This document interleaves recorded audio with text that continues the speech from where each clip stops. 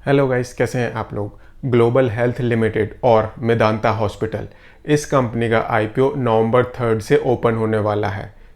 आइए जानते हैं इस कंपनी के बारे में एंड इसके अपकमिंग आईपीओ के बारे में। मेदांता हॉस्पिटल, ये हॉस्पिटल इंडिया के बेस्ट प्राइवेट सेक्टर हॉस्पिटल्स में से एक है। इनफैक्ट 2020, 21 एंड 22 में ये हॉस्पिटल इंडिया का नंबर 1 हॉस्पिटल था। एंड अगर हम बात करें इंडिया के मल्टी स्पेशलिटी हॉस्पिटल्स की, तो यहाँ पर ये हॉस्पिटल सेकंड नंबर पर स्टैंड करता है इंडिया के अंदर। एंड ऐसे ही ये हॉस्पिटल 2021 में वर्ल्ड के बेस्ट 200 हॉस्पिटल्स में से एक था एंड 2022 में ये हॉस्पिटल वर्ल्ड के बेस्ट 250 हॉस्पिटल्स में से एक है। ये इंडिया का इकलौता हॉस्पिटल है जो वर्ल्ड के टॉप 250 हॉस्पिटल्स में से एक है। एंड साथ ही साथ ये हॉस्पिटल वर्ल्ड का best cardiology and neurology hospital है। एंड इस हॉस्पिटल को ऑपरेट करती है ग्लोबल हेल्थ लिमिटेड। एंड अब ये कंपनी अपना आईपीओ लेकर आ रही है। अब ये एक मल्टी स्पेशलिटी हॉस्पिटल है, तो इस हॉस्पिटल की मोर देन 30 एरियाज में स्पेशलाइजेशन है। इस हॉस्पिटल के पैनल में मोर देन 1300 डॉक्टर्स हैं। एंड इस हॉस्पिटल की टोटल बेड कैपेसिटी ये अप्रोक्सीमेटली 2500 बेड्स की है। एंड इसमें से ऑन एन एवरेज 60% ऑक्यूपेंसी तो हमेशा बनी ही रहती है। इंडिया ये मेडिकल टूरिज्म में काफ़ी फेमस है। स्टिल इस हॉस्पिटल की सिर्फ 5.5% रेवेन्यू ही इंटरनेशनल पेशेंट्स के थ्रू आती है। एंड जो बाकी रेवेन्यू है अप्रोक्सीमेटली 95% की रेवेन्यू ये डोमेस्टिक पेशेंट्स के थ्रू ही आती है। एंड कोविड का इस हॉस्पिटल के ऊपर काफ़ी पॉजिटिव इम्पैक्ट पड़ा है, स्पेशली इस हॉस्पिटल की ऑनलाइन सर्विसेज में।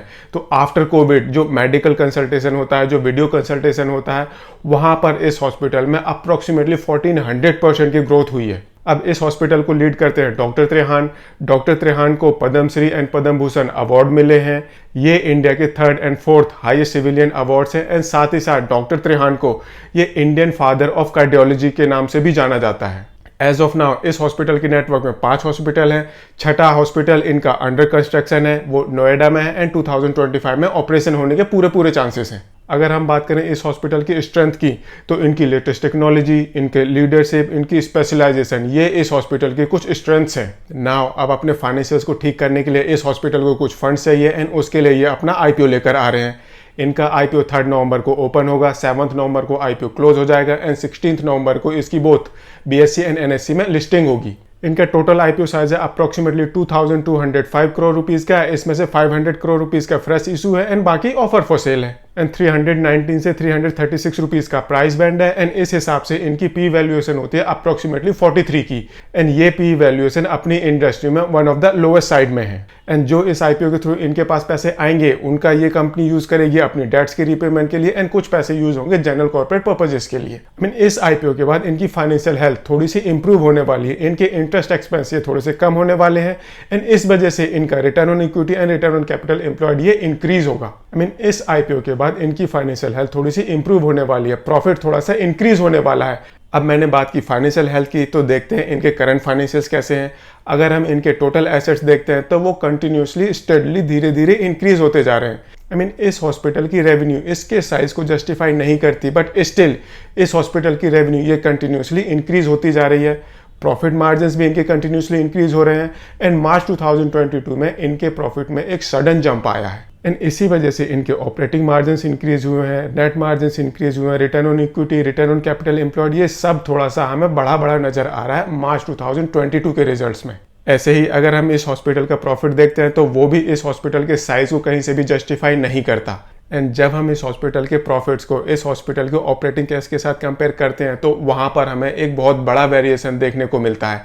दैट मीन्स इस हॉस्पिटल के प्रॉफिट एंड लॉस में काफ़ी सारे नॉन कैश एक्सपेंसेस भी इंक्लूडेड हैं। एंड ये इस हॉस्पिटल की ओवरऑल कैश फ्लो पोजीशन है। एंड ऐसे ही अगर हम इस हॉस्पिटल का ईयर एंड कैश पोजीशन देखते हैं तो वो भी एक काफ़ी अच्छी पिक्चर प्रेजेंट करती है। जैसा कि मैंने पहले ही बताया, इस आईपीओ के थ्रू जो भी पैसे इस कंपनी के पास आएंगे उनमें से एक बहुत बड़ा चंक यूज होगा डेट्स की रीपेमेंट के लिए। तो ये इस हॉस्पिटल की करंट डेट पोजीशन है जो इस आईपीओ के बाद थोड़ी सी बेटर होने वाली है, बिकॉज इस आईपीओ के बाद इस हॉस्पिटल का डेट काफ़ी हद तक कम होगा। नाउ अभी तक हमने इस कंपनी के बारे में जाना, इसके फाइनेंसेस देखे, इसका आईपीओ स्ट्रक्चर जाना। अब देखते हैं दैट ये हॉस्पिटल अपने कंपटीशन में कहाँ पर स्टैंड करता है। एंड ये कुछ इस हॉस्पिटल के करंटली लिस्टेड कॉम्पिटिटर्स हैं। अगर हम इस हॉस्पिटल को इसके कंपटीशन में कंपेयर करते हैं तो रेवेन्यू वाइज ये हॉस्पिटल कोई बहुत बड़ा हॉस्पिटल नहीं है। ऐसे ही अगर हम इस कंपनी को अपने कंपटीशन में कंपेयर करते हैं operating margins wise, net margins wise, return on equity, return on capital employed, तो वहाँ पर ये कंपनी अपने कंपटीशन में कहीं स्टैंड नहीं करती। इन रियलिटी इस हॉस्पिटल के अलावा मार्केट में और भी काफ़ी सारे बेटर ऑप्शन है आपको इन्वेस्ट करने के लिए। ऐसे ही अगर हम इस हॉस्पिटल की बेड ऑक्यूपेंसी देखते हैं तो वो अपने कंपटीशन में लोअर साइड में है। दैट मीन्स मार्केट में इस हॉस्पिटल से बेटर ऑप्शंस आपके पास ऑलरेडी अवेलेबल हैं for investment. But then question आता है, क्या आपको इस आईपीओ को सब्सक्राइब करना चाहिए या नहीं?